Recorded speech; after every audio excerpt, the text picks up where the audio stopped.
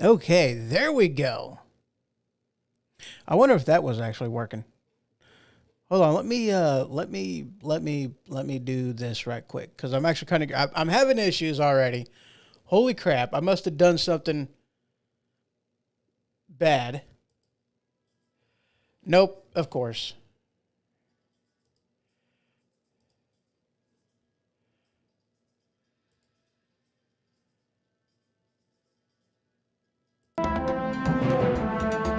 Okay. Whew, there we go. All right, now everything is working. All right, I apologize about that. I don't know what I did. I did something that was apparently wrong, and nothing was working. So I didn't have any audio whenever I first came on, and yes, I apologize about that, but I got it all fixed. I got it all fixed. And hello, Dave, over there in YouTube land. Good to see you over there. So yes, a good snafu to start off the show. Gotta love snafus. It happens from time to time, but you know what? We got it fixed, and we didn't even let the show really go that long without getting it fixed. So I'm glad about that. If I was paying attention, I'd have gotten it fixed a long time ago, but instead, oh no. So guys, we've got some stuff to talk about. We're going to be talking a little bit about the border. We're going to be talking about the 14,000 Haitians, which I think is actually quite a bit higher than that. And what's actually going on down there at the border. We're also going to be talking about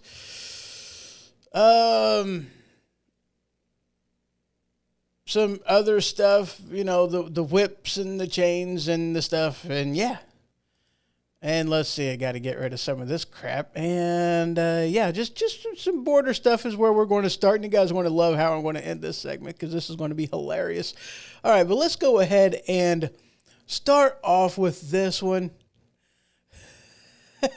Dave put in there, he goes, top of the show, snafu. Got it out of the way. Let's do this. Right on. Let's do this. Yeah, got to get it out of the way quick. This way everything goes smooth right after that. Let's see if that one happens. But we're going to start off with this headline from Insider. Headline is, a sheriff told a Wisconsin teacher to take down a COVID-19 Instagram post. A judge ruled it a First Amendment violation. And I tell you what, I seen this, and I got to be honest with you, I'm not surprised at all about this headline, because haven't we been seeing this kind of stuff?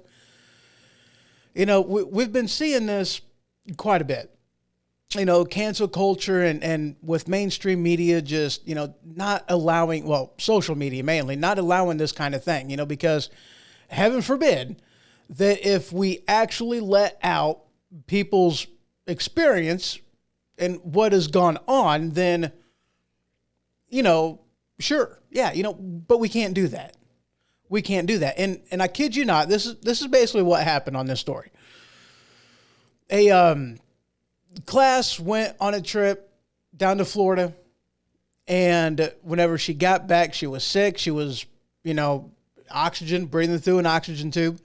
And, she had the pictures posted on social media, and the sheriffs actually went to her house, threatened her with arrest to force her to take down the pictures of, her experience and whatnot. And basically they said, this is what their claim was: disturbing the peace, disorderly conduct, something of that nature. Let me get into the article and read it, because continuing reading. Disorderly conduct. Yeah, that's what it was. That was actually a little bit farther down in there than what I thought it was going to be. But yeah, that's what they were basically going to charge her with if she didn't agree to take down the post, was disorderly conduct, because this is what they were saying, was that your pictures is going to cause fear, and we can't have that. Okay? Now this is actually kind of what I find interesting about this. Because whenever she was originally tested, okay, or at least whenever they tested her whenever she got to the hospital, that she tested negative. But basically, the nursing staff, the hospital in general, was like, well, we probably didn't test you early enough, but you probably had the COVIDs. Even though she tested negative, they were like, you probably had the COVIDs. We probably just didn't test you early enough. But this was when she was in the hospital. She was sick, and they tested her, and it came back negative, but you were still probably positive. You probably had it. We just didn't test you early enough. And I'm like, huh. So I mean, they're going to mark this down as a COVID case so that this way the hospital can get reimbursed for their troubles,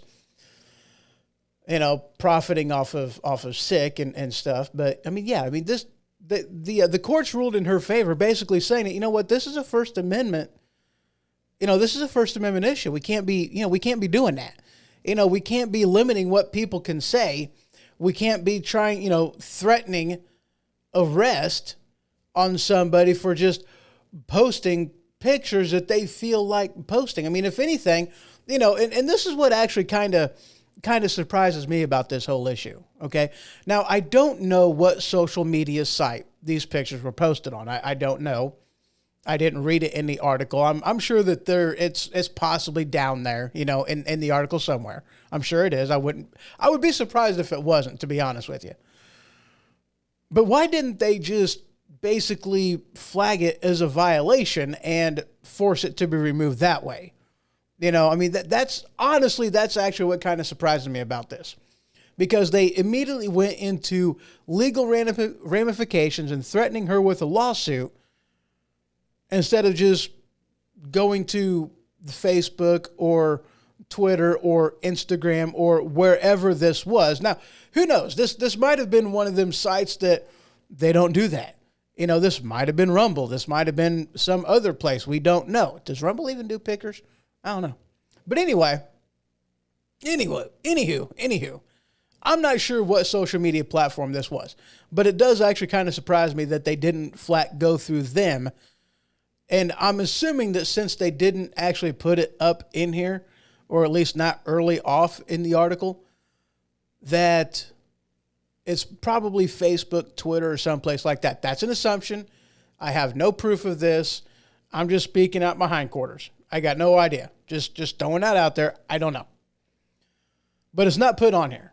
So that leads me to believe that this is probably Facebook, probably Twitter, somebody like that, because, but why wouldn't they do that? But you're threatening somebody for putting their experiences with the COVIDs up on social media.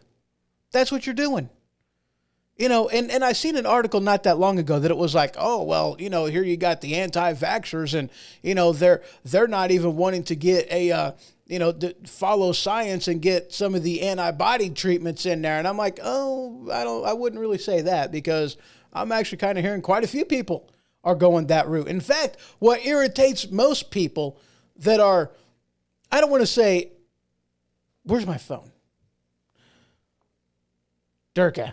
Ooh, it might be up on here. Okay, I want to look for something. Okay, because I want you guys to understand this. I really do. I want you guys to understand this. So I got to get into my social media. I got to find this because I don't know where it's at. I don't know where I put it. I mean, in all honesty, I really don't. This is something that I did a while back ago. Actually, it wasn't that terribly long ago. I found that. Something. Ooh, hello. Anyway, glad that wasn't on screen.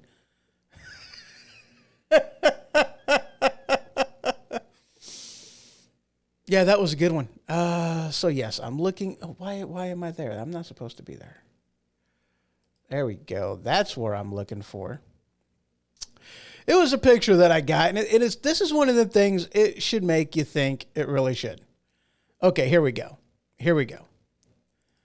I found the picker. Okay, and this is one of the things that look, guys. This is kind of what it amounts to. Okay, the first party that was out there spreading anti-vax sentiment. There we go. English. The first party that was doing that was the Democrats. Okay, Maxine Waters, Joe Biden, Kamala Harris, basically saying that, I'll trust the scientists, but, this is a political thing and I'm not going to trust the president. So if the president tells me to get the vaccine, I'm not going to do it. If Fauci tells me it's okay, then sure, I'll go ahead and do it. And Fauci got a lot of grief because he didn't come out immediately and say, look, the science is behind this. Let's go ahead and take the vaccine. Instead, everybody made it a political issue, and that's the big thing that ticks us off. But, guys, I have little trust in government in general, and let me tell you why. Now, this actually happened. I don't know if you can necessarily read about this in history books. And if they do, they kind of gloss over it, and that's what I remember of it. But back in 1926, the federal government poisoned alcohol in an effort to curb alcohol consumption during the Prohibition. As a result, by the time Prohibition ended in 1933, an estimated 10,000 people died from being poisoned by their own government. Now you tell me, is the government worthy of being trusted? Because they did that. Okay, this is factual information. During Prohibition, that's what they did. They justified their actions by saying if these people weren't breaking the law, then they wouldn't have died. And of course, one of the risks in this was if you do it wrong, if you mess up the process, then yes, you can kill people. That's one of the reasons why, making your own alcohol is kind of frowned upon. Another is because the government don't get that tax money for that, but that's beside the point. But yes, it is dangerous if you don't do it right. So because it's dangerous, we're going to open people's eyes by poisoning the very stuff that wouldn't have been bad if we didn't mess with it, and we're going to kill people.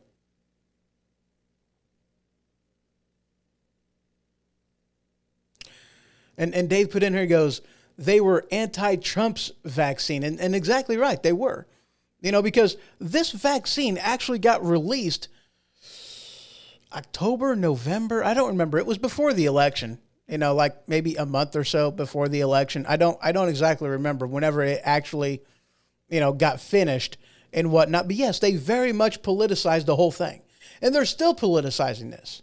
The government is not your friend. That's why our founding fathers worked so hard, so diligently to restrict what the federal government can do, the scope and reach of federal government. That's what they did. They wrote a constitution to give the people freedom and the federal government restrictions to limit the scope and reach of government. But what have we done? We've just been walking all over that, and people who, they want the credit for the good, but they don't want the blame for the bad. And so they let the decisions go to, they let decision making go to the federal government because you can just pass the buck onto somebody else. And in a lot of ways, that's what it amounts to.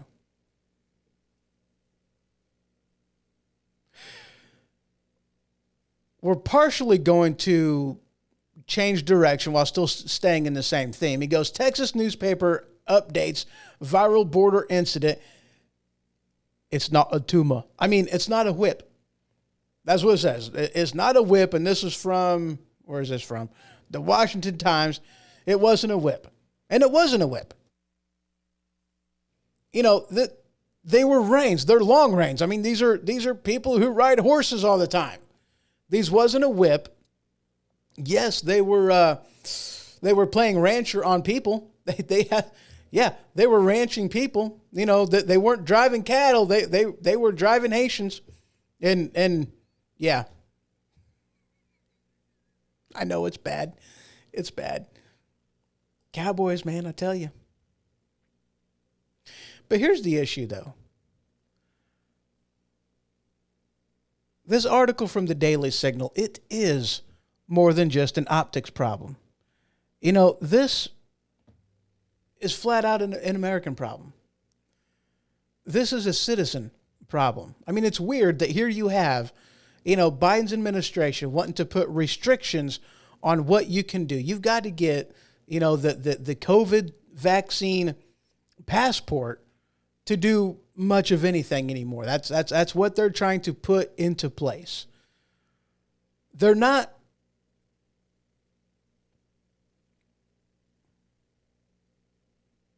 Dave put in here, he goes, even the guy who took the pic said that he didn't see anyone getting whipped. Yeah. You know, the short video that I seen, it wasn't anybody getting whipped. I mean, the guy was whipping the horse, sure. You know, but that's kind of what they do. You know, they got spurs. They got them longer reins to allow them to get a nicer, more comfortable seat in the saddle and to, you know, use that as a whoosh on the horse's hindquarter. You know, that's how you kind of get the guy going. You know, you give him a little smack on the That's what you do, you know. So yeah, but in the short video that I seen, I didn't see anybody getting whipped. You know, I seen a guy riding a horse that, you know, was driving him like cattle, but I didn't see any, you know, any whipping going on. Nothing like that, you know. But the crisis is far more than just optics. You know, it's a problem. It's a big problem. You know. And this is one of these things that actually cracks me up a lot. Ooh, they're talking about generic Viagra on this one. Isn't this amazing? Let's look at this one. Joe Biden gets angry at people who enforce immigration laws rather than the people who break them. You know, and I've brought this up in the past whenever, you know, AOC or whomever it was that was talking to a border agent that was, you know, just drilling him on how they were enforcing the laws. And it's like, AOC, are you really that dense in the head? Because look, we're doing our job in the manner of which we were guided and directed by Congress. So if you don't like how it is that we're enforcing the law, then maybe you should write a better law. Instead of coming at me, bro, for doing my job, why don't you get off your high horse and start doing yours? You know, I mean, if you're going to say that there's a problem with the immigration system, I'm not going to argue with you. Quite honestly, there is a problem with it. But don't be yelling at somebody for enforcing the very law that you wrote. You know, maybe not her in general, but her as a congressperson. They're the ones ultimately who have the power to change this. Instead of yelling at Biden or yelling at former President Trump for what it is that, you know, how he's enforcing things, or for, you know, in not enforcing DACA and for reversing DACA and, you know, the stay in Mexico orders and wanting to build a wall and everything else. Why don't you actually put the blame in the place where it belongs? Congress. You know, don't yell at don't yell at the border patrol people. Don't yell at ICE agents. Don't yell at them. They're enforcing the law. They're doing their constitutional duty. They're doing their, you know, they are fulfilling their oaths of office. Are they? Is Congress? No. Dave put in there, he goes, it is a Biden-created problem, and it very much is. He also put in, he goes, just like the poison in the alcohol, why are the Haitians in the desert? Because Biden invited them, yes, to the border, and then denied some of them entry and therefore deported them. It's a Biden issue. You are absolutely right, sir. It is a Biden issue. Whenever that first wave came, 1,000 or so people, the information got out and it went down to their family. They're like, hey, it's free game. You know, and there's a reason why some of these people see this. I gotta laugh at this one. I really do, because this, I mean, guys, look, there are times whenever I'm a little on the morbid side, and it's a little of a serves you right, because a lot of these Haitian immigrants weren't actually from Haiti. I almost said Haitian, but they were actually from Haiti. They have already gotten out of Haiti and they've already migrated to other places. Chile being one of them. I don't know if I pronounced that right, but I know it's not Chile, because I know it's not something you heat up and put crackers in it and eat it out of a bowl. I know it's not chili.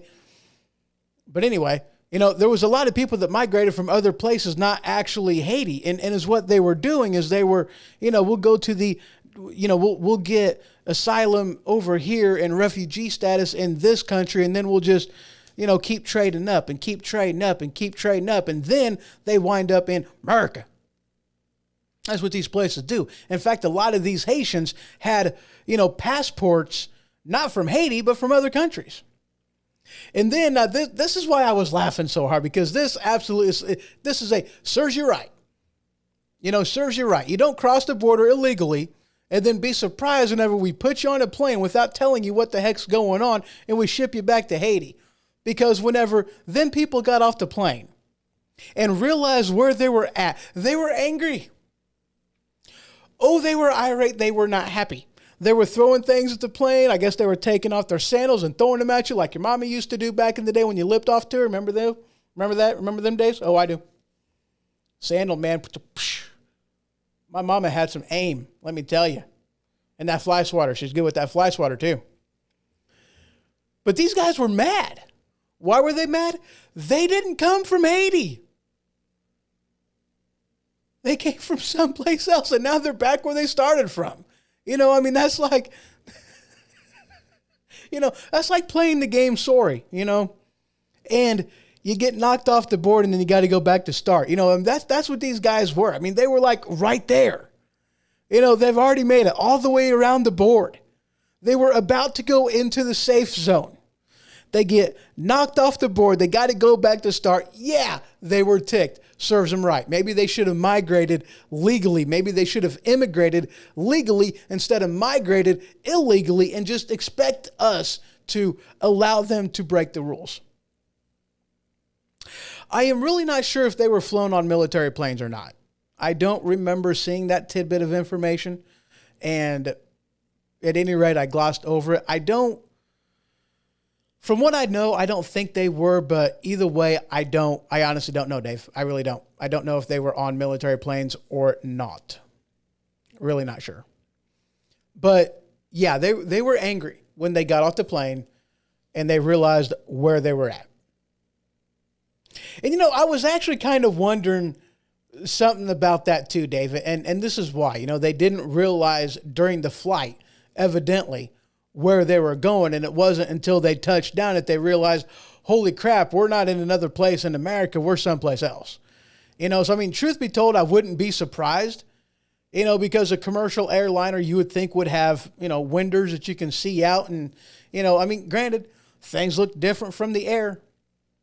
I've been on some commercial flights myself. And if you didn't know, you might not know, but I'm sure that there's telltale signs. I'm sure there would have been, if they would have looked out the windows like, hey, we're over water. I don't think we should be over water, but yeah. Dave put in here, he goes, I'd hate to be a commercial pilot for those flights. You ain't kidding, man. I wouldn't want to do it either. I definitely wouldn't want to do that. But I don't, I got to be honest though with you. I don't understand the anger, the false anger that these people are putting out there. Joe Biden, Kamala Harris, AOC, Alexandria Ocasio-Cortez. I don't understand their anger because they're putting their anger on the wrong people.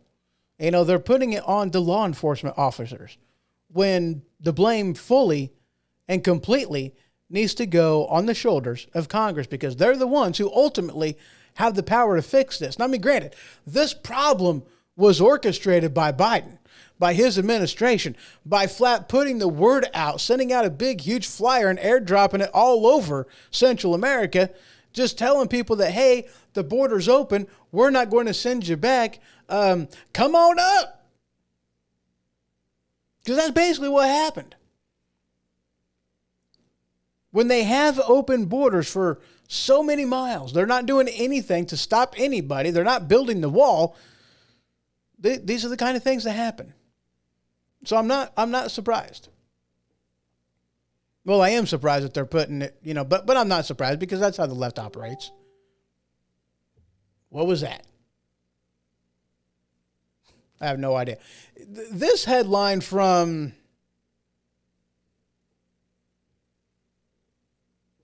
Yeah, never mind. I have absolutely no idea. I don't know what that was. The Big Sound. The Big Sunday. What the heck are you? Don't know. Have no idea. Yeah, we kind of already talked about that one. Biden's border policy is not open borders, and in which case, yeah, it is. Because whenever you get, illegal aliens, because that's what they are, they're trying to change, they're trying to change the labels. We don't want to call them illegal aliens because that dehumanizes them, and that paints a bad picture for what these people are going through, and in which case, but that's what they are. Is the liberal media upset how the Haitians were treated or mistreated and tricked into flying to Haiti instead of wherever the Haitians thought they were going or were told where they were going? That's a good question, Dave. That really is a good question. But I really haven't heard of anybody. I really haven't heard of any liberal media or any liberals in general that are upset about some of these. And here's why. Like, in all honesty, from what I've been picking up, the amount of Haitians that has been deported and sent back down to Haiti is a very small number compared to the almost 15 to 20,000 of them that actually made it across our southern border. So the amount that was sent back was very low on the grand scheme of things.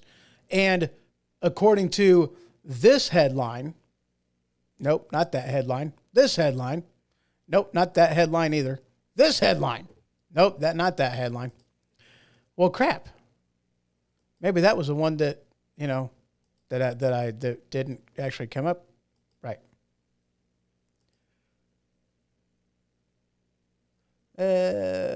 Okay, so since I can't find that article, basically it is that a lot of these people are getting shit like most of the immigrants, the Haitian immigrants, have been shipped and sent into various places across the U.S. Buses that they've been putting them on and just sending them everywhere. I haven't really heard of planes on that one. The biggest one that I've been hearing about is buses and just sending them up to different places. And one of the things that they're doing is sending them like to Florida, keeping them in Texas, sending them to other places, other, red states in hopes to turn them blue. That's one of the things that they're doing is they are punishing these, red state governors from either not wanting to abide by the the vaccine mandates and not wanting to abide by the mask mandates and, different things of that nature. And yeah.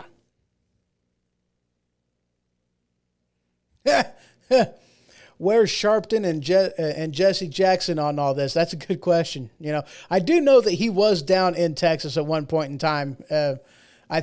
I don't remember if it was Sharpton or Jesse Jackson. I really don't remember. But I do remember seeing that headline. And I guess, some of the people down there in Texas were like, dude, we don't want your racism here. That's what some of the people in the crowd were hollering back at it. And I think it was, I really don't know. I don't know if it was Al Sharpton. I don't know if it was Jesse Jackson. I'm really not sure. He goes, I guess the Haitians are not the black people that the liberals care about. The liberals don't care about any of them, because, think about it. You have, if you don't think in the manner that they tell you to think, listen, do you remember what, Biden said? If you don't know who to vote for, if you don't know that you're supposed to vote for me, then you ain't black. If you don't think exactly like how they tell you to think, then you ain't even black.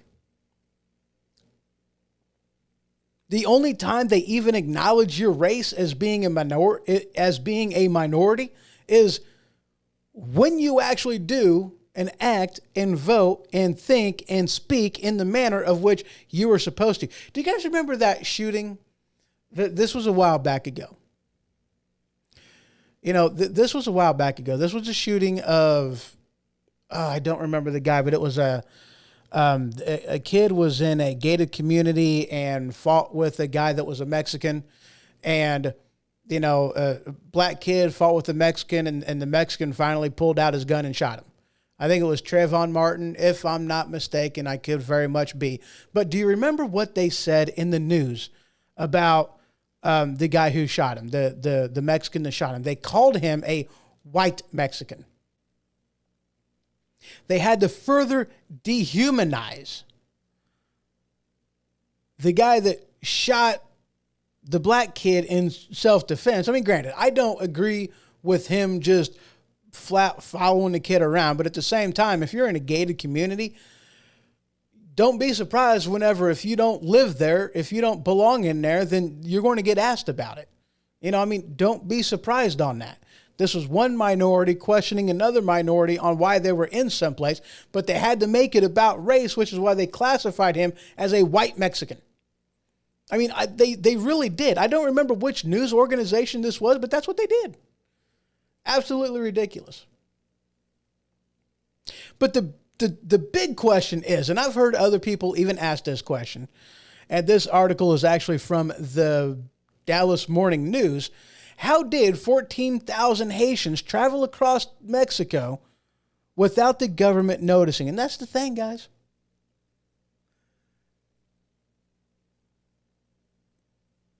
Dave put in here, he goes, was it George? I can't remember his last name either. Yeah, that might be it. But I'm not 100% sure. It's been way too long. I had it like right there, but it didn't get close enough to my brain for the tractor beam to lock on and drag it in. I wasn't able to get it. It just, it went away real quick. Them thoughts are just gone. It was horrible. But yeah, I can't see. It's like right there again. I can't grab it though. The tractor beam doesn't have good enough of a reach for me to get it. So the question is, how did 14,000 Haitians travel across Mexico without the government noticing? Well, here's the thing. They did notice.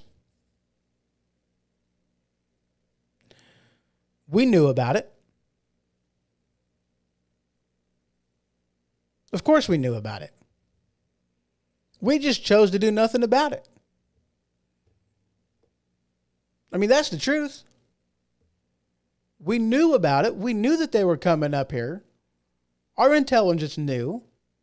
You don't have that many Haitians traveling across the countryside without it stirring up some, I wonder what's going on over there. Hey, let's go check it out. You're going to have people asking questions. You're going to have some phone calls being made.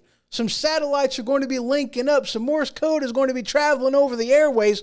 They're going to know. And if they don't know, they're going to ask some questions. And when they ask them questions, they're going to be expecting some answers. This didn't happen without our government's knowledge. It didn't.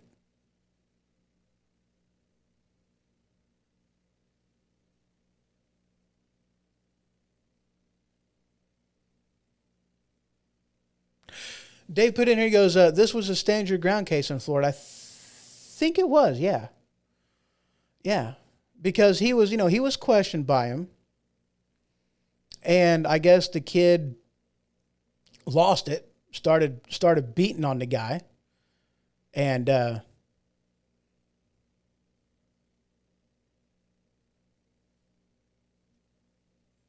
yeah. But beat him. I guess he even broke his orbital cavity. He was beating him so hard, and the guy finally, the one that was getting beat was, finally shot back and killed him. Dave put in here. Sorry, didn't mean to hit the microphone. He goes, "This is so frustrating. The harm it's doing, not our country, will be felt for a long time, a very long time." And you know what? You're right. You're right, because here's the thing, and this is what it amounts to. Okay, this is why. The title of the show is Obama Got His Wish. This is why. This is exactly why. Because he said, I am going to fundamentally transform America. That's what his promise was to the people. I'm going to do it. I am going to fundamentally transform this country. Now, look, I don't care. We are a nation of immigrants. Immigrants. We are a nation of immigrants. I acknowledge that. I accept that. I love that. You know, we're not a melting pot, as some people would like to say, which, you know, I get it. I get it. Okay.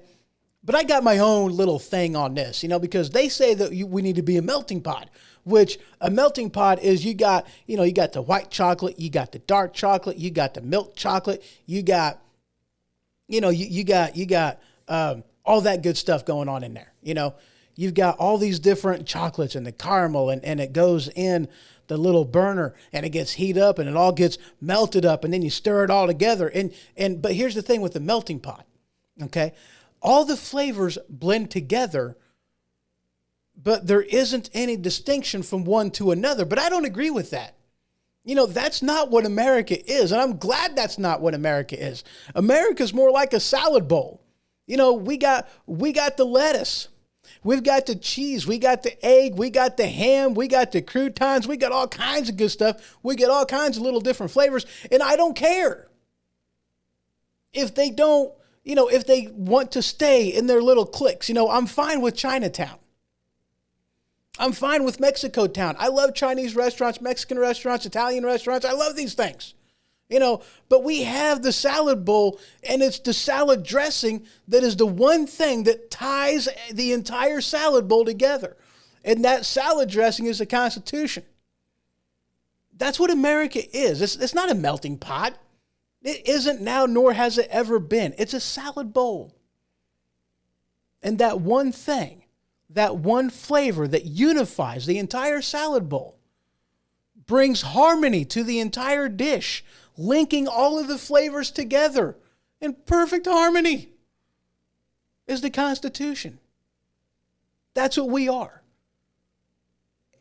And I love it. I really do. I don't care that there's not enough lettuce in the salad bowl. Doesn't make no never mind to me. What I'm saying is I don't care if the majority of the people in this country are white or Mexican or black. It doesn't matter to me. I don't care what your race is. At the end, we're all Americans. What I care about is if we're all Americans, if you're here illegally or not. That's the question. We are a sovereign nation. We have borders. We should have walls too. We should be able to protect those borders. We should be able to determine who it is we're going to allow in and who we're not going to allow in. Because the bottom line is, guys, we can't just do this printing. You know what? We'll get there at a different time. I'm not going down that rabbit hole right now. I'm not going down there. Okay? But the question is, okay, now this was an article brought up by the Bulwark. The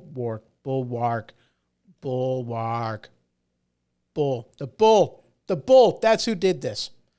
Securing the border without hardening our hearts.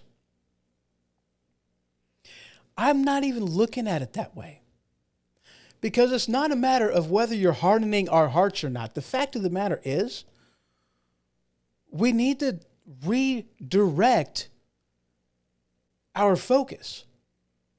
You know, I mean, yes, whenever I see them African babies on TV, 20 cents can change this kid's life. 20 cents a day can do it. That's all. Just donate. Call up this number, 217-965-6133. That's a call-in number, by the way. Just call that number. And for 20 cents a day, you can give this child an education and purified drinking water and all this other kind of stuff. You can do that. What we need to is whenever we see those type of commercials, instead of picking up the phone and dialing that number, what we need to do is go outside, find somebody on a corner, not that kind, find the guy that's rattling the jar, not the one that's in the really nice long stockings. But find the one that's rattling the jar, give him some money. Give him a bottle of water. Because it amazes me how, that we're all good, fine, and dandy with sending our money. Well, okay. We don't like giving the money, our hard-earned dollars to the guy rattling, a mug outside our condo. We don't want to do that. He's just going to go and buy some liquor. Okay, then fine. You go to the store. You buy that bottle of water. You take it back and then you hand it to him then. If you're afraid of what he's going to do for the money, then fine. Buy the hamburger. Buy the bottle of water, buy the drink, buy the blanket yourself, and then give it to him. Don't be lazy and just use that as a cop-out to not do anything. Do something if that's what you want to do. But here you have people that are like, oh, he's just going to abuse the cash I give him, then fine. But you're okay with calling up that 1-800 number, Save a Kid in Africa, and you don't even research the fact that this is a company that only donates 10% of the freaking money that you donate to that child anyway. Most of it's going to administrative costs. And, I mean, really, what in the world? You don't want to trust that guy. You want to cop out for not doing something you feel in your heart you should, because otherwise you wouldn't care. You would just stick your nose up in the air, walk on down the street, and not even worry that, a bird might poop in your nose because you got it held up too high in the air. But yet you'll give that money to a charity that's only going to give 10% to the cause that it's actually supposed to go to. All the rest of it is going to administrative costs, And why are we even concerned about Haitians in the first place? Wasn't the Clinton Foundation supposed to be building all kinds of crap down there? Oh, yeah, that's right. It was done through the Clinton Foundation, and I don't even think 10% made it to the Haitians. We have issues, guys.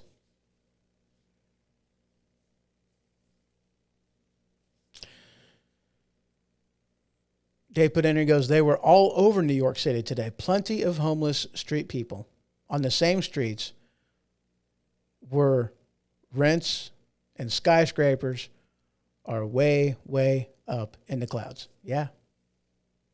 You're right, Dave. It truly does. It annoys me when you have people that will bend over backwards. They can't get to the phone quick enough to call that number to help out that kid in Africa, but yet they won't go downstairs and, hand somebody a hamburger or a bottle of water or a jacket or a blanket or something like that. What's wrong with that? Why not?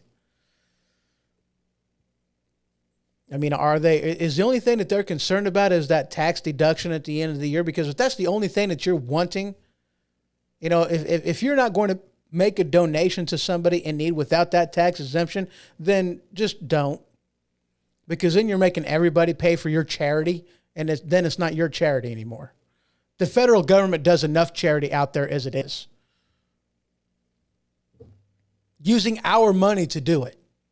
Our hard-earned dollars is stolen for us to give to somebody else, and what do we get out of it? Nothing. Instead, we get reprimanded. Love it. Now this headline, and I tell you what, this headline, guys, this one made my blood boil. After being fired by Biden, radicalized horses stormed the Capitol shouting, "Trump won!" This article is from the Babylon Bee. The headline in here is hilarious. Tensions have risen in the horse community since the Border Patrol horses were fired. According to some studies, horse unemployment has risen some 900% since Biden took office, causing some analysis to believe that this was a power keg ready to blow. And this has been the biggest protest up at the Capitol since January 6th. This has gone on long enough, shouted the group's leader, Mr. Ed Hoofer. We aren't going to sit around with long faces anymore.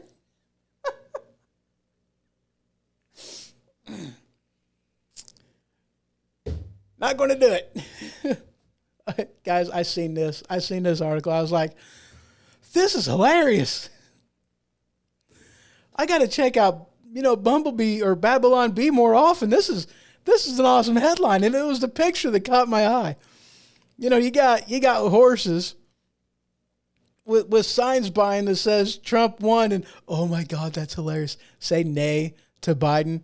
That's hilarious. And some of these horses are wearing MAGA hats. I mean, come on, guys. That is funny. That's humor right there. I even used that picture as the cover art for the magazine, which you guys can check that out by heading over to thehohoshow.com and just click on that newsfeed tab at the upper right-hand portion of the screen. And there you'll see that magazine on Flipboard, which is my go-to hub, my one-stop shop for anything, everything, and all things news. I had to put that in there. You guys know me. I like putting different weird articles in there at the beginning of the show, and at least I did it at the at the back of this one. Oh my God, that's hilarious. Dave put in there, he goes, by the way, most of those horses are brown and black. Racism. That's right. Where's the white horses at, huh? Where's the Palominos? Come on now, that's just bad. It's only the Mexicans and the black people of the horses that stormed the Capitol. Where was the white horse support? Come on now, that's just mean. That's just mean. That's hilarious. Oh, that's funny. Oh, that's funny. All right. So what are we going to go to after this, guys? Well, we're going to be talking about some of these voter laws that various states are putting into effect. We're going to be talking about the audit down there in Arizona. Apparently that is done now. We're going to be talking a little bit about the taxes and the raising of the national debt, and all of those we are going to get to right after this. Don't go nowhere.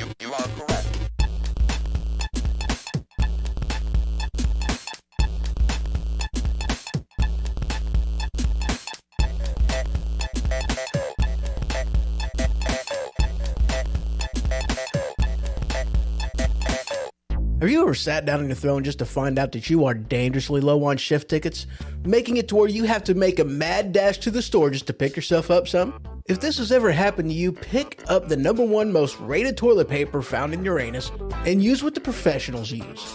Angel Soft.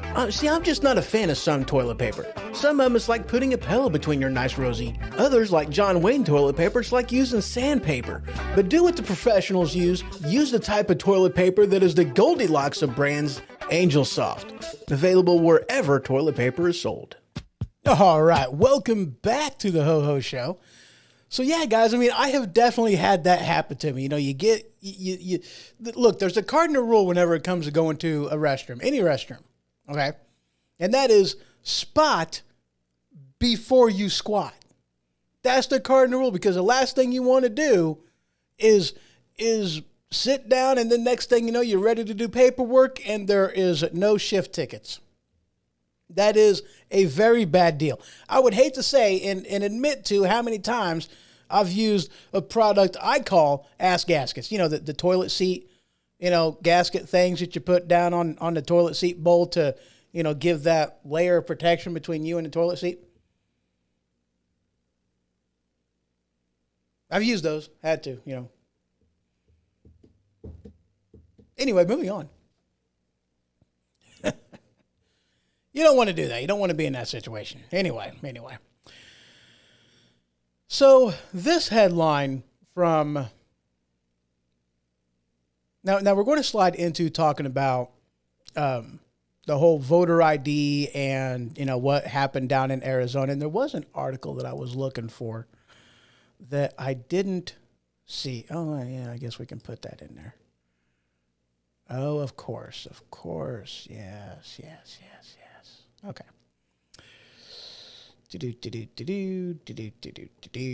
There's a particular article I'm looking for.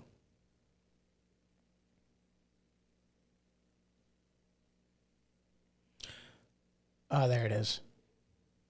Okay, I'd found it, and it didn't take me that terribly long. Okay, so here's this headline from Atlanta Black Star. And this headline reads, Professor Frenita Tolson tells Senator Ted Cruz to his face that Texas voter ID laws are racist.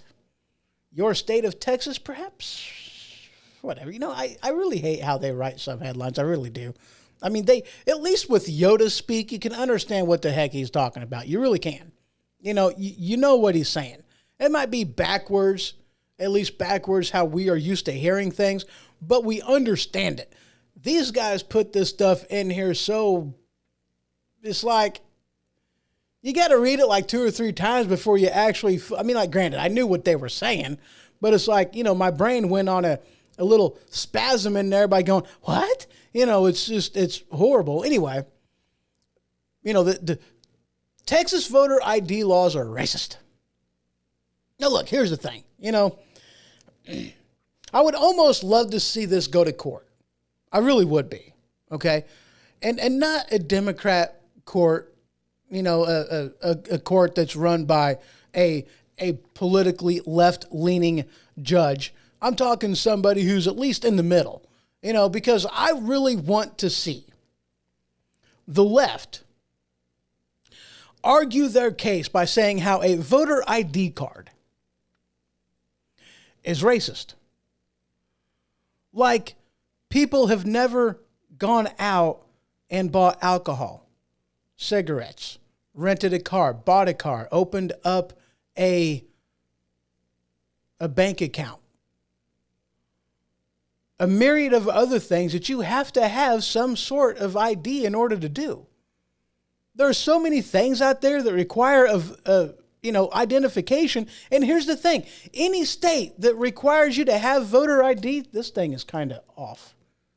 What is going on with... Oh, crap.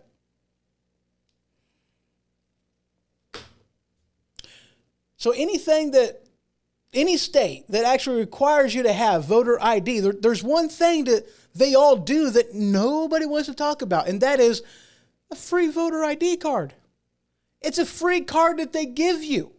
They don't even require you to pay for it. And whenever you have presidential elections that are 4 years apart, 4 years, you mean to tell me you can't get enough ducks in a row in that 4-year time frame between presidential elections to go get you a free voter ID card?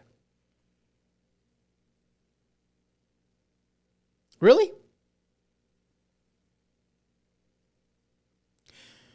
And if your argument is, well, there's still people that can't vote, well, sure, but there's also safeguards in place for those too. And how we're having safeguards in place,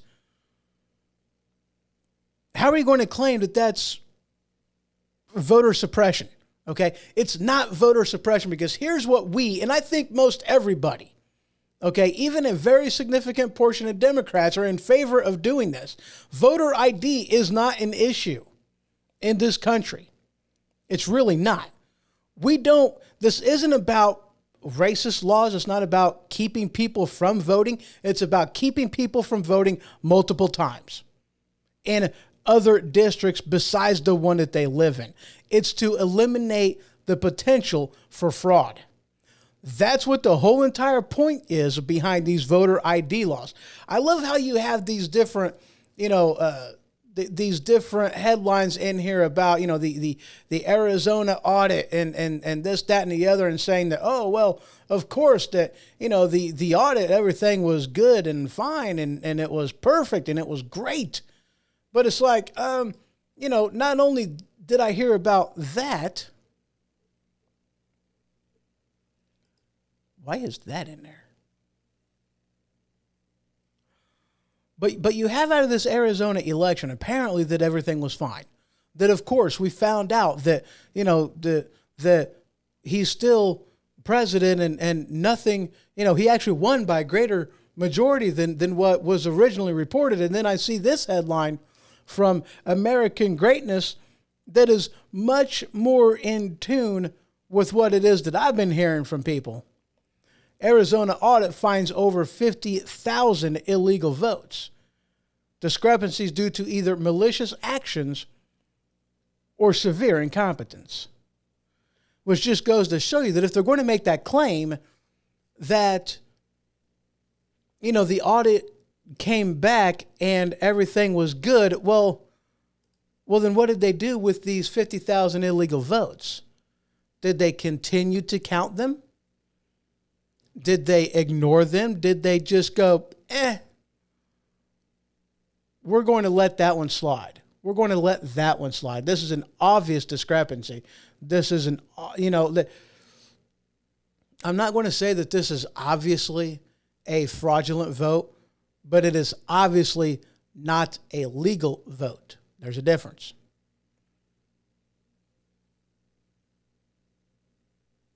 It's not a legal vote, so we can't count it. Or, maybe it's a legal vote, but they didn't vote for this person. Instead, they left that one blank. So we're just going to interpret their intentions and cast that vote for them because there's reports of that happening too. That's illegal.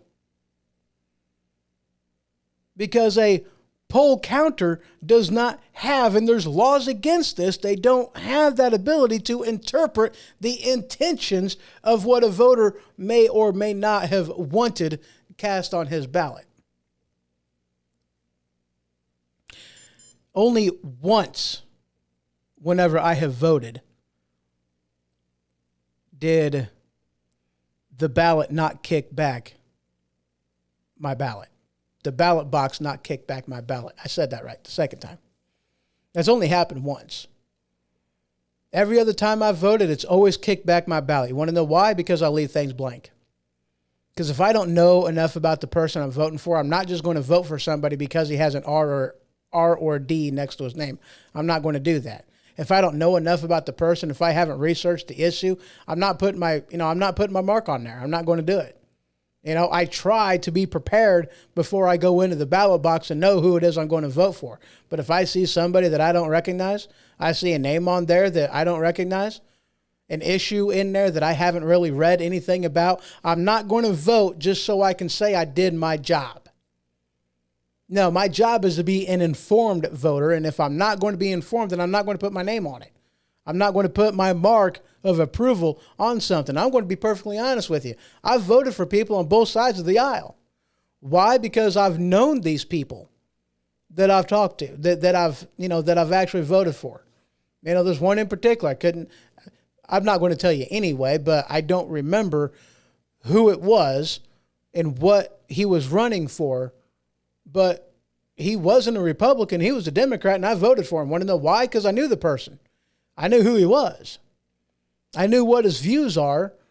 And in the office he was going to be holding, I was perfectly fine voting for a Democrat because I knew who the person was and I knew who was going to get the job done and who's going to do it well. And I was fine with that. So yeah, I've voted for people that were Democrats. I've done it more times than, more times than I can count. I'm not going to say more times than I'd care to admit because I don't even care if you guys know. Yes, I've voted for Democrats. I've voted for Republicans. I've voted for independent. Dave put in and goes, there's certainly a question of legitimacy and talking about these votes, illegal votes that were cast, 50,000 of them.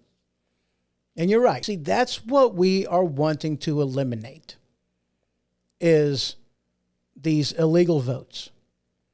These voter people that wants to count votes multiple times. The ones that are wanting to fill out a circle that isn't supposed to be there in the first place. These voting machines that will just count it however it wants to count it. You put in a vote for one person and it spits out a response for somebody else. I didn't really hear about that happening so much in this most recent election, but I did hear about that one in the 2016 election. I heard about that quite a bit in the 2016 election.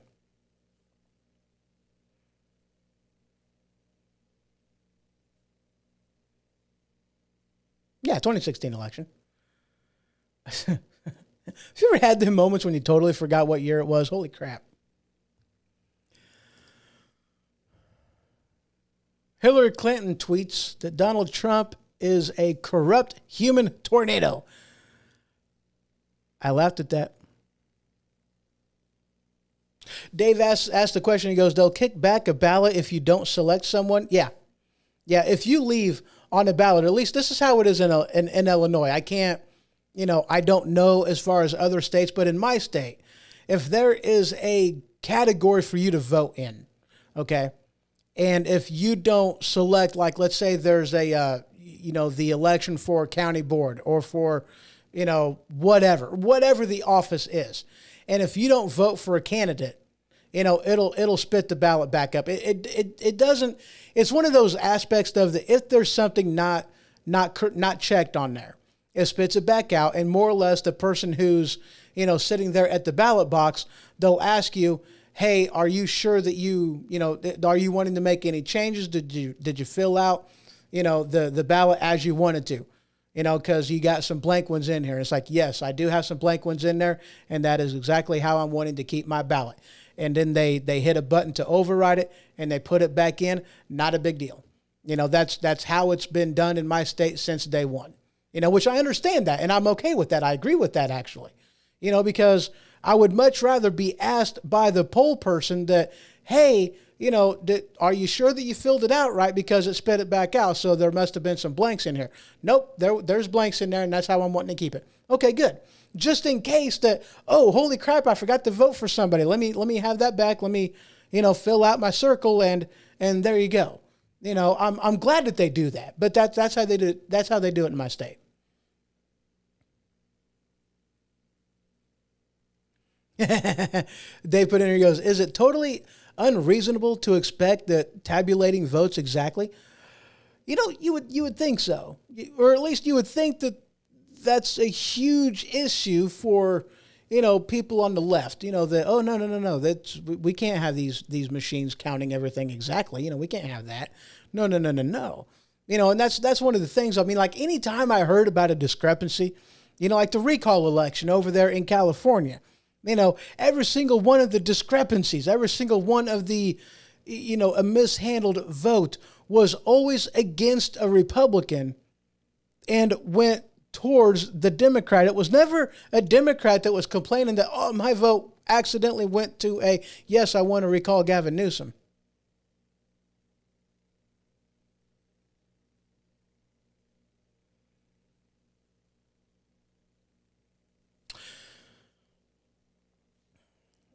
Dave put in here, he goes, must we accept a certain percentage of error of 3 to 5%? Why can't we have an exact 100% accurate count?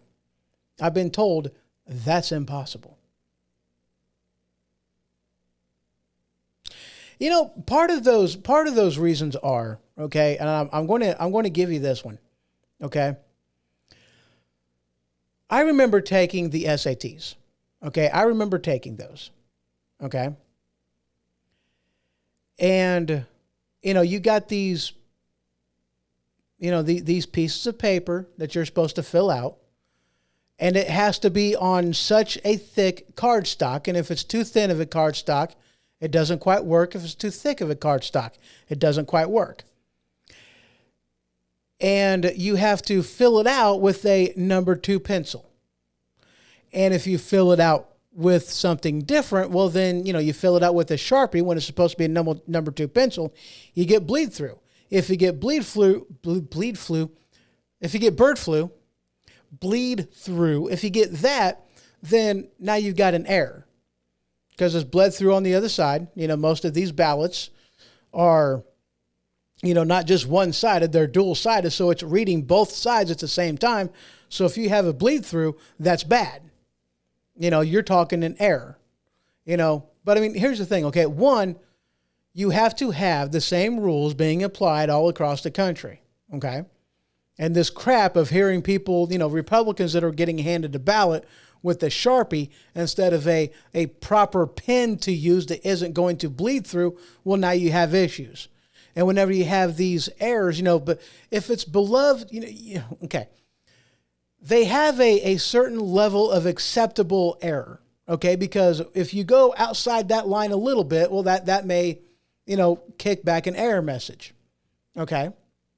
Not a huge deal, but, I mean, think about this. Whenever you were in school taking the SATs, you had to fill out them little bitty circles.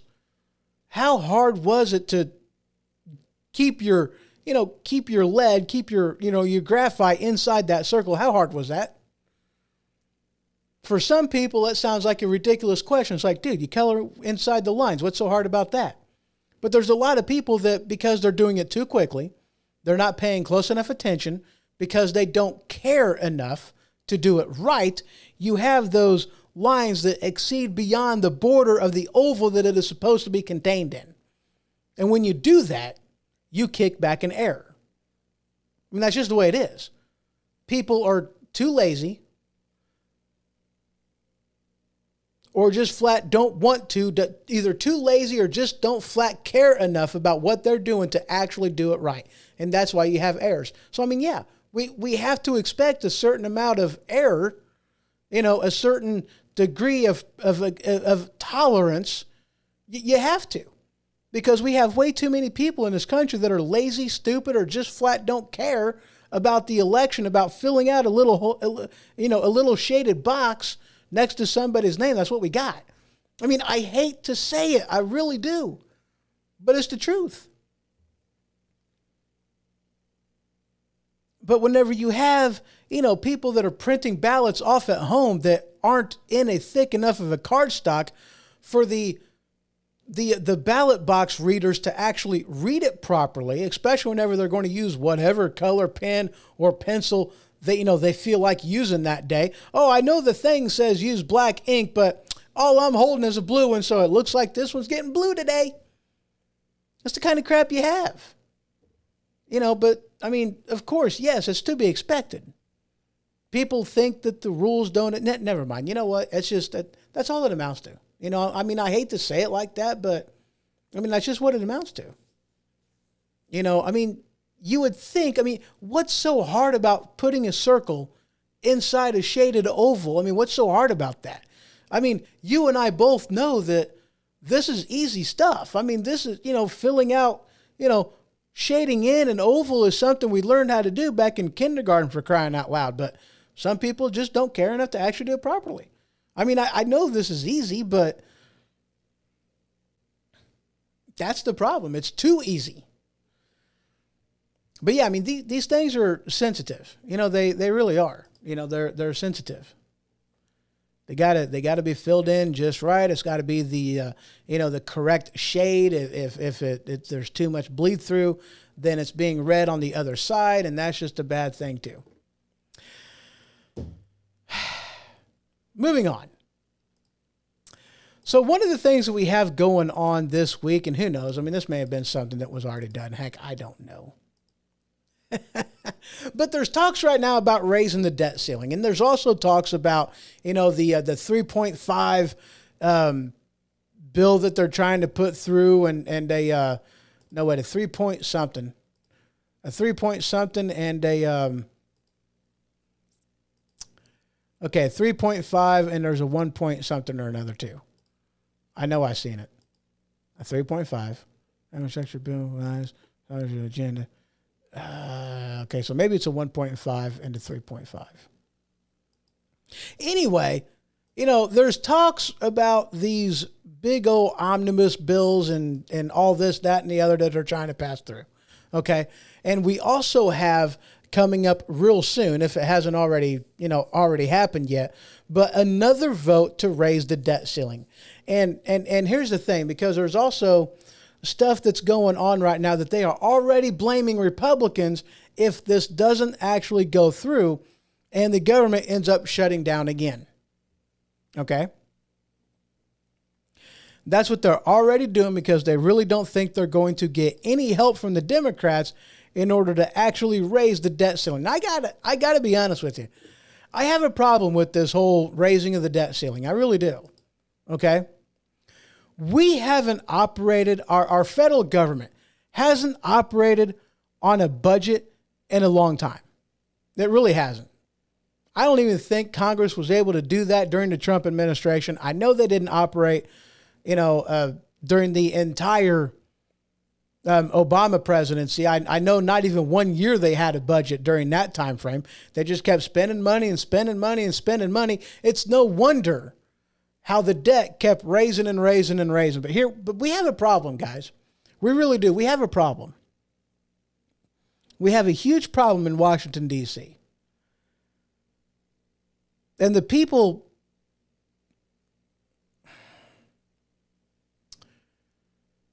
got a problem too. Because they spend and spend and spend and spend and spend. Do you guys understand? Do you guys realize that the amount of taxes? Now, government does not make anything. Okay, they do not make a good. They do not make a service, technically. They don't have any way to generate an income. The only thing that they can do is take money from you. That's it. They take your money. That's all they do. They don't make a product. They don't offer a service. All they're doing is taking from the voter.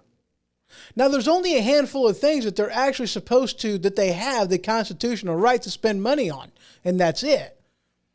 Now, one of the things is we're not a charity.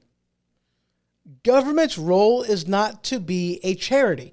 But yet, like out of 190 sovereign countries on this planet, we give money, as a charity contribution, like 150 of them.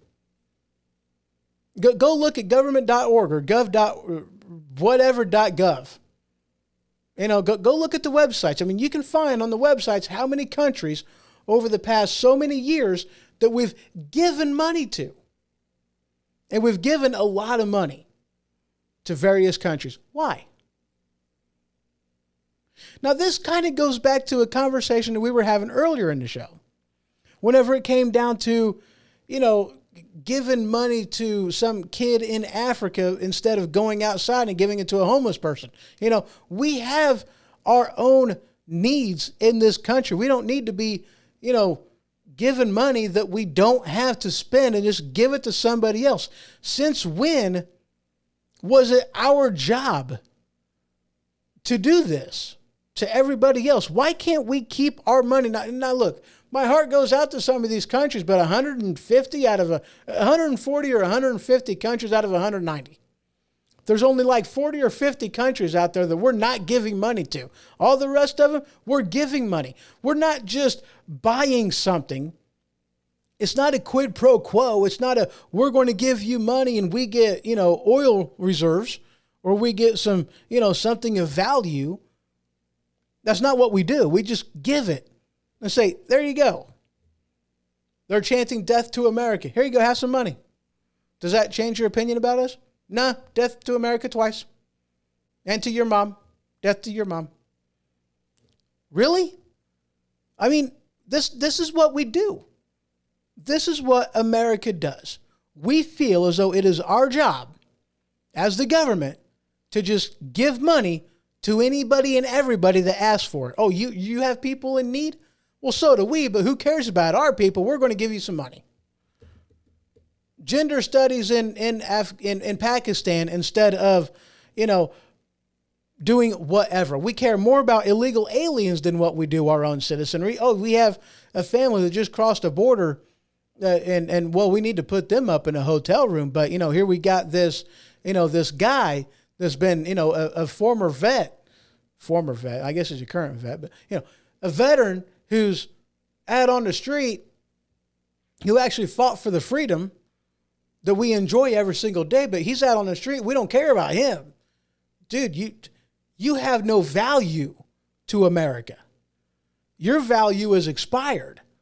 Your expired milk on the shelf, we're just going to throw you out. It's time for the fresh bottle to come in. In fact, we're going to give it to the creamer that's got a shelf life that just doesn't expire. That's what we're going to do now. We don't care about the spoiled milk. We're just going to throw you away. We're not even going to send you back and have you repasteurized and turned into chocolate milk. That's how they get chocolate milk, by the way. It's twice pasteurized, or at least additionally pasteurized. That's what they do with chocolate milk. Did you guys know? That's why chocolate milk doesn't last as long in the fridge as traditional white milk does. There's got to be a racist joke in there somewhere, but I'm not doing it. But yeah, that's why chocolate milk doesn't last as long on the shelf as white milk does. Because chocolate milk has already been pasteurized and went through the process once. That's why it just doesn't last as long. I hope you guys knew that. And I hope you guys don't now have have a bad taste in your mouth about drinking chocolate milk. I love chocolate milk.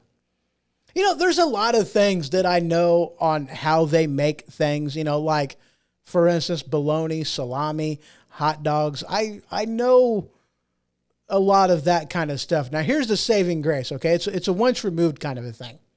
I don't think about it. I really don't. I've not been directly involved in it.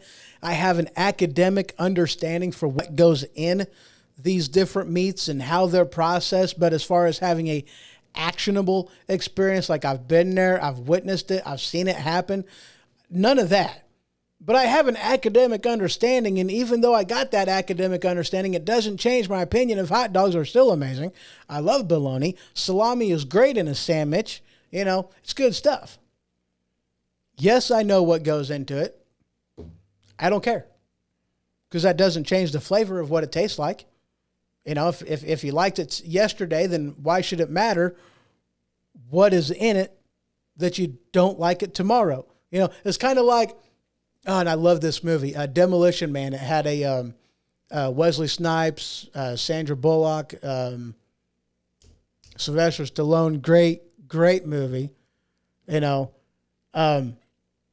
guy was like down in the sewer, where the where the outcasts are, the guys that didn't want to participate in the society that was going on the surface, and he gets a hamburger from a gal, and Sandra Bullock's character is like, don't ask what it is. And so Stallone's like, all right, what is it? Well, no. He was like, why not ask what it is? It's like, well, do you see any cows down here? Come to think about it, no, I don't see any cows at all. What is this? Rat burger. This is rat. Uh-huh. And she says it all proud with a smile on her face. And he's like, takes another bite. I'm like, I love that man. I was too. I was like, that's how you do it. Right there, that's how you do it. I mean, why does knowing what's in something going to affect your opinion of the taste? If you liked it before, you still should like it now. But that's just me. I'm weird. You know what, guys? Whew, it's been a while. Let's get through this real quick, and then we're going to go ahead and be done. But you're talking about raising the debt ceiling, which I got to be honest with you guys, I don't agree with that whatsoever, because what we need in this country isn't to raise the debt ceiling. What we need to do is restrict the scope and the reach of our federal government. They do too much. Their hands are in too many pies, things that they were never supposed to do in the first place. We're not supposed to be a charity to the world. That's how we don't know how to pull out from Afghanistan. That is why we can't bring our people back before we move our troops out, because we're spread too thin. We don't have the capacity to do it. If we wasn't spread so thin, maybe they would have known their job, because they would have been focused on that more instead of focused on everything else that they shouldn't even be focused on in the first place. But that's just me. And so there's this headline from the Blaze Media. Biden's tax proposal targets bank accounts with more than $600. That's not for the wealthy. That's for everybody. Guys, I want you to take note. They're looking at spending $3.5 and $1.5 trillion.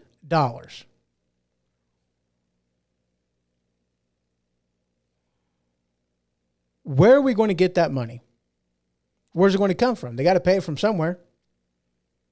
They got to pay it. They got to get that money somehow.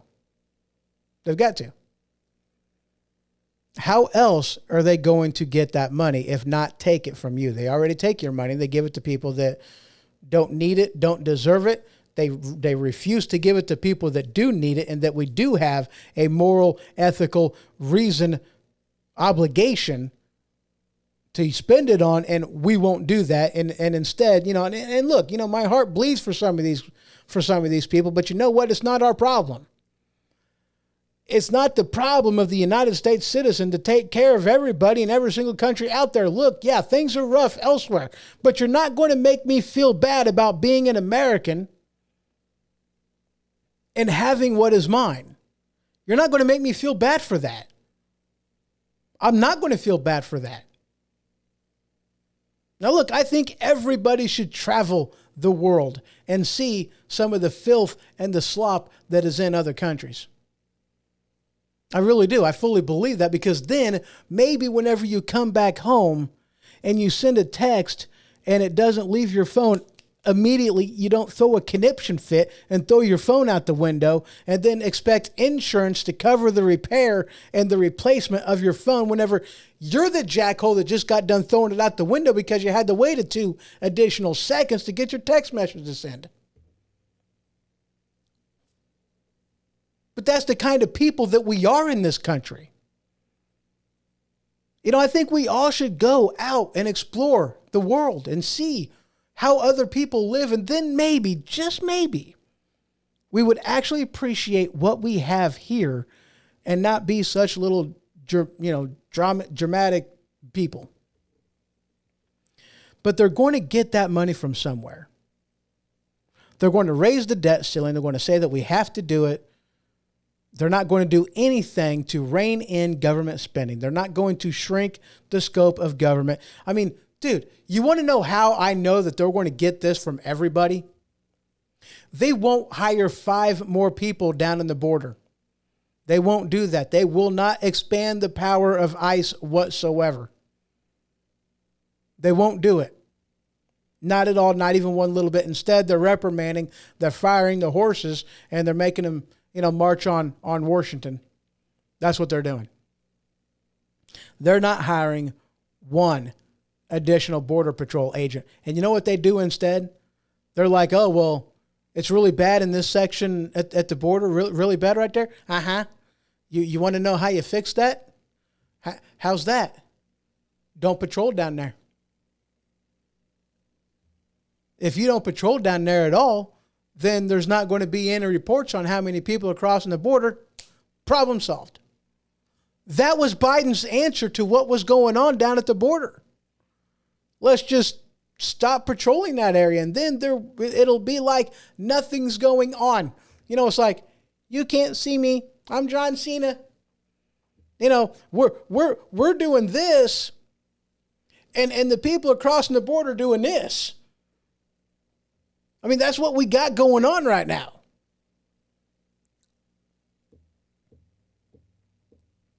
But instead, the government is on a hiring frenzy. to hire 80,000 employees. And guess what department? Guess what government agency those employees are going to? Take a gander. I'll give you a couple seconds to think about it. Oh, what? Department of Education? No. That's not it. That's no, that's not it at all. The IRS.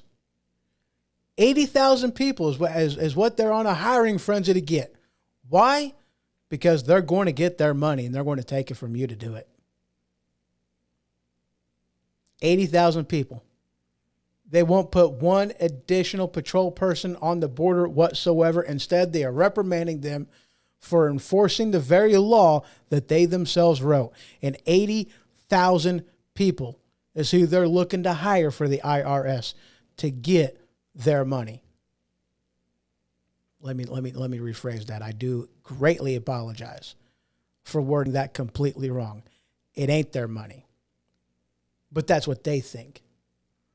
They're after to steal yours.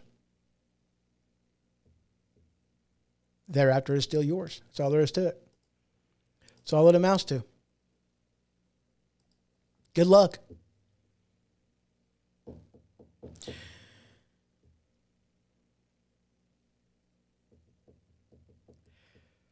You know, there's a, I don't normally throw religion into any of this. And I'm not even going to be one of those people that are like, oh, well, the vaccine's like the mark of the beast and yada, yada, blah, blah. And, you know, look, I don't know what your religion is. I don't know what your faith is. I have no idea, you know, and for the sake of argument, I don't care. But the Bible talks about this thing called the rapture. And I'm not saying that that's where we're at right now. I'm not going to say that. But what I am going to say is, you know, the Bible says that, look, when I tell you to go, I mean go. You know, you're not going to know when. I'll tell you when. But here's all the signs that you need to look for, okay? Here's everything you need to look for. And if you pay attention to what it is I'm telling you to look for, then you'll know when it's time to get your bag ready. You know, when it's time to get your bug out bag ready, okay? And you better have that thing ready. And you better basically keep it with you anywhere, because if you're up on a roof, and I tell you that it's time to go, you climb down that ladder, you ain't got time to go back inside and get your bag. You need to go. So that puppy's got to be, it's got to be up on the roof with you. Because when that time comes, you ain't going to have time to go back inside and get your bag. It needs to be with you at all times. That's what the Bible says. All right? That's what it says. I'll give you a real life example of that one. You know, so what if you're up on a roof, you know, you're doing some roofing, next thing you know, you see a big old caravan or whatever coming down, you see some government vehicles coming down, and they're coming right for your door, you know, what are you going to do? That's not the time to get your bag together if you have your stuff together. That ain't the time to call up Amazon and say, where's my package? You better be ready to go now. And you better have your stuff together right then and there. That's what the Bible says. Now look, here's the thing, and this is why I was saying I don't want to bring religion into it, because we already have real life application in this in our own history books right now. Read about what was going on in the late 1930s and early 1940s in Germany. Read about what was going on with Hitler, with the Russians. Read about all that. Hello, M&C Family Homestead over there in YouTube land. Good to see you. How are you? But read about what was going on over there. You know, we like to say that if we were over there, that we never would have allowed that to happen. Yeah, well, what's going on right now in this country is very much telling me that you're wrong for saying that. But read the history books of what happened in that time frame.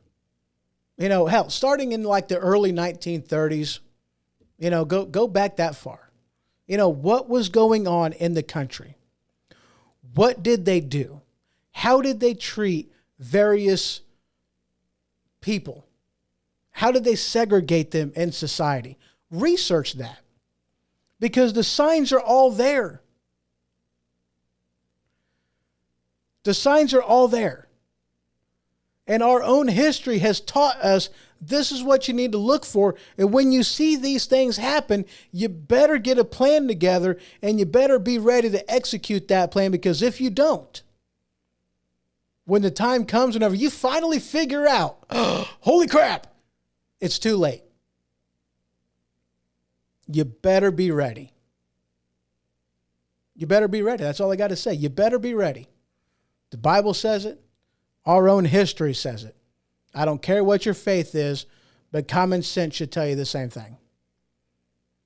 Because when it's time to go, you ain't even got time to do paperwork on your throne. You best be getting up and going. That's a horrible, dirty image. M&C Homestead says, getting by, living the dream. Yeah, that's awesome. That's awesome. Glad to hear you're doing well. Well, guys, that's really all I got for today. I definitely recommend heading on over to thehohoshow.com, clicking on that newsfeed tab, going to the magazine for the title of this show, and there you can see all the other articles that I put in there, and there were quite a few. There really is quite a few. Let me scroll on up. 58 stories is what I put in there. So there's a lot more in here than what we actually covered today, but that is all I got for you. That is it. So you always have yourself a wonderful day. Good night, sleep tight, and if the bed bugs bite, bite them back. This has been The Ho-Ho Show. For more information, you can head to thehohoshow.com. And for the merchandise store, you can head on over to stinkpickle.com. That is stinkpikle.com. Until next time.